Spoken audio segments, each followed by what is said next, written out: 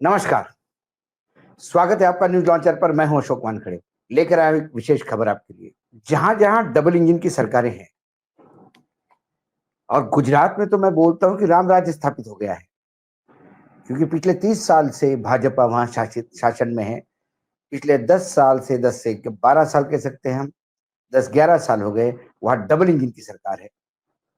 नरेंद्र मोदी की मातृभूमि, महात्मा गांधी की मातृभूमि, सरदार पटेल की मातृभूमि, अमित शाह जी की मातृभूमि। उस गुजरात में मोरल पुलिसिंग इतना बढ़ गया है कि समझ में नहीं आता कि वहां न्यायपालिका की और पुलिस डिपार्टमेंट की जरूरत है या नहीं। क्योंकि अब समाज में क्या ठीक और क्या बुरा, इसका पूरा ठेका जो है वो विश्व हिंदू परिषद, बजरंग दल और भाजपाई उन्मादियों ने अपने हाथ में ले रखा है। बात ईस्टर की है, इस रविवार की, कल की। ईस्टर के दिन क्रिश्चियन समाज के 100 लोग एक हॉल में इकट्ठा होकर ईस्टर मना रहे थे। ईस्टर यह उत्सव मनाने का त्योहार है। मैं थोड़ा ईस्टर के बारे में बताऊं।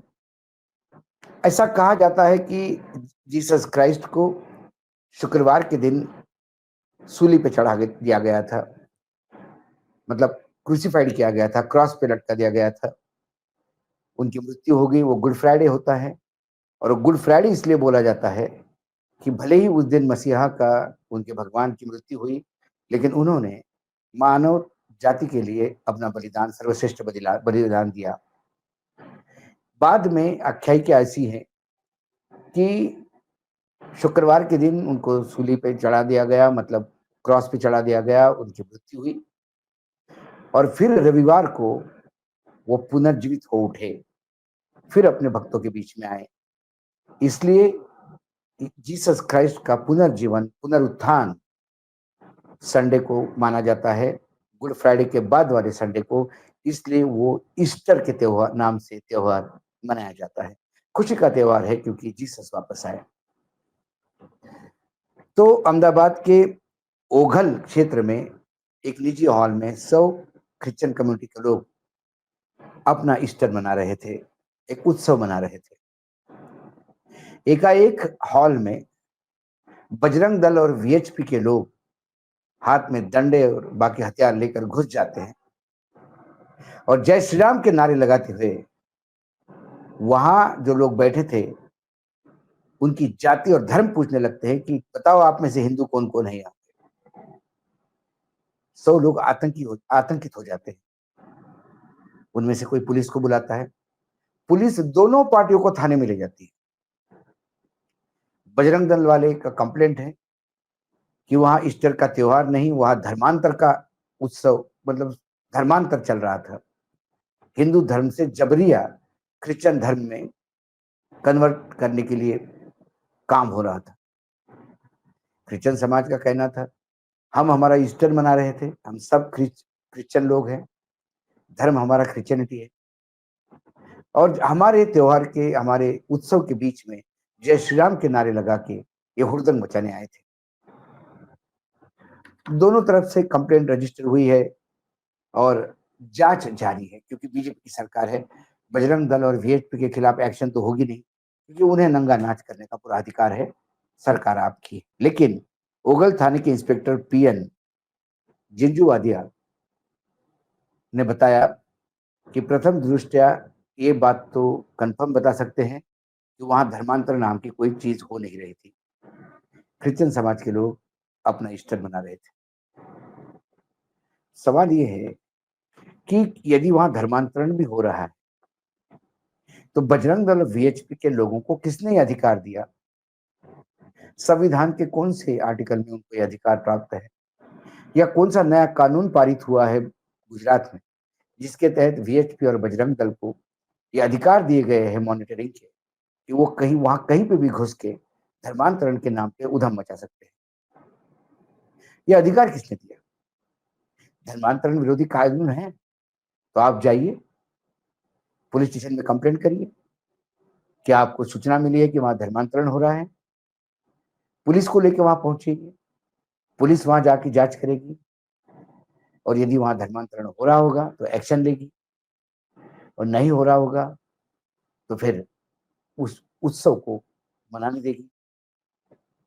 लेकिन क्या वर्तमान सरकार के नेतृत्व में हमारे देश के सारे अल्पसंख्यक अपने धर्म का उत्सव भी नहीं मना पाएंगे? ये वो तय करेंगे या बहुसंख्यक ये तय करेंगे ये उत्सव मनाए या नहीं मनाए? ये कुपढ़ और मूर्ख लोग इस बात को भूल जाते हैं कि विश्व में हिंदू राष्ट्र के नाम से कोई राष्ट्र बन भी गया तो तुम्हारा भारत ही होगा, हमारा भारत होगा। लेकिन क्रिश्चियन समाज को या धर्म को मानने वाले कई राष्ट्र, कई देश इस पृथ्वी पर है।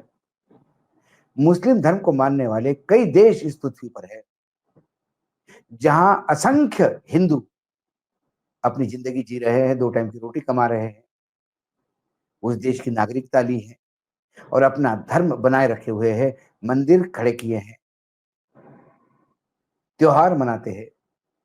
यहां तक कि व्हाइट हाउस में भी दिवाली मनती है। जिस तरह से ईस्टर भी आप मनाने नहीं दोगे, धर्मांतरण के नाम से वहां नारे लगाते हुए वहां लोगों को पीटोगे, तो फिर ऑस्ट्रेलिया से लेकर कनाडा तक यदि मंदिरों पे हमले हो रहे हैं तो हम किस अधिकार से उनको कहेंगे कि मंदिर बचाओ? किस अधिकार से, किस अधिकार से हमारे प्रधानमंत्री बांग्लादेश के मुखिया को कहते हैं कि आप वहां हिंदुओं पे जो हमले हो रहे हैं वो रोको? क्या अधिकार है हमें? क्या हमारे देश में ये अधिकार है कि अल्पसंख्यक अपना त्योहार भी मना पाए? प्रश्न ये है। देश में कानून कौन चला रहा है? देश में किसका कानून है? वीएचपी बजरंग दल का कानून चल रहा है, मनुस्मृति के तहत देश चल रहा है, या संविधान के तहत देश चल रहा है? पुलिस वाले दोनों तरफ से कंप्लेंट रजिस्टर कर रहे हैं और दोनों पार्टियों से बात कर रहे हैं। पुलिस वालों को तो बेसिकली ईस्टर मनाने वालों को संरक्षण देना चाहिए। यदि इस देश में हम कहते हैं कि वसुधैव कुटुंबकम, प्रधानमंत्री बोल गए ना, अमेरिका में जब अडानी पे सवाल पूछा था तो विश्व ही मेरा घर है कह रहे थे। तो यदि वसुधैव कुटुंबकम है तो सभी धर्मों के लोगों को अपना त्योहार मनाने का अधिकार है। कोई अहमदाबाद में कोई धर्मांतरण तो नहीं हो रहा था क्रिश्चियन समाज का। इसके पहले भी ऐसा ही एक केस करीब करीब 30-35 साल पुराना होगा। इसी गुजरात में एक जगह अल्पसंख्यकों की यानी बहुत तादाद में मुस्लिम लोगों की एक मीटिंग हो रही थी और वो मीटिंग में केंद्र सरकार की अल्पसंख्यकों के लिए क्या क्या योजनाएं हैं इस योजनाओं के बारे में जानकारी देने के लिए वो मीटिंग थी।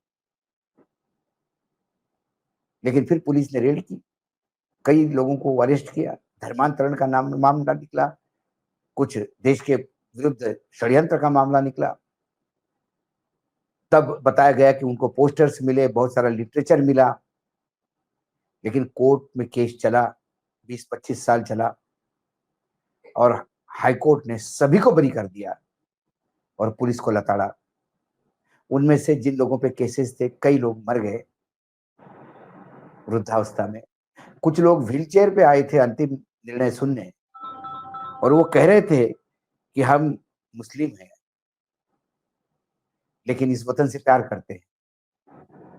हम इस मुकदमे का निर्णय इसीलिए सुनने आए हैं कि मरने के पहले ये जो देशद्रोह का तगमा हम पे था उसके साथ हम मरना नहीं चाहते थे। आज हमें न्यायपालिका ने न्याय दिया। ऐसे कई हादसे गुजरात में हो रहे हैं। क्या हमारी न्यायपालिका भी चुप है? क्या इस मामले को सुओ मोटो नहीं लिया जा सकता कि बजरंग दल की पुलिसिंग ने कई जगह लिंचिंग की है, कई जगह गोमांस के नाम से लोगों के घर में घुस के मारा है, हलाल झटके के चक्कर में दंगे होते हैं, कब्रिस्तान शमशान का विवाद होता है। क्या देश तरक्की करेगा? ये अहमदाबाद का केस एक बहुत ही प्राइम केस है, और कल यदि अमेरिका से लेकर ब्रिटेन तक और यूरोप तक हिंदू मंदिरों पे हमले हो गए, वहां मेरे हिंदू भाई जो है वो अल्पसंख्यक है, यदि वो असुरक्षित हो गए तो फिर क्या यहाँ के बजरंग दल वाले वहां जाएंगे? हमें ये भी देखना चाहिए कि हमारे भाई पूरे विश्व में कितने देशों में फैले हुए। कुल मिलाकर 2014 के बाद एक आंकड़ा आया है, जो यूसीएफ का आंकड़ा है, यूनाइटेड क्रिश्चियन फाउंडेशन का। वो आंकड़ा ये जारी उन्होंने किया कि 2024 में ईसाइयों पर एक साल में भारतवर्ष में 834 हमले हुए, जो पिछली साल यानी 2023 के आंकड़े की तुलना में 100 ज्यादा है। 2023 में ये आंकड़ा 734 था। 2014 के बाद ये आंकड़े बढ़ ही रहे हैं। सवाल है, प्रधानमंत्री जब विदेश जाते तो भारत की विविधता में एकता की बात कहते हैं। भारत बुद्ध का देश है कहते हैं। बुद्ध शांति का दूसरा नाम है। बजरंग दल और वीएचपी जो अशांति मचा रहे हैं, उसको नकेल कौन डालेगा? सवाल ये है। आज न्यूज लॉन्चर में इतना ही। कल फिर आता हूं किसी विशेष खबर के साथ। तब तक के लिए नमस्कार। देखते रहिएगा न्यूज लॉन्चर।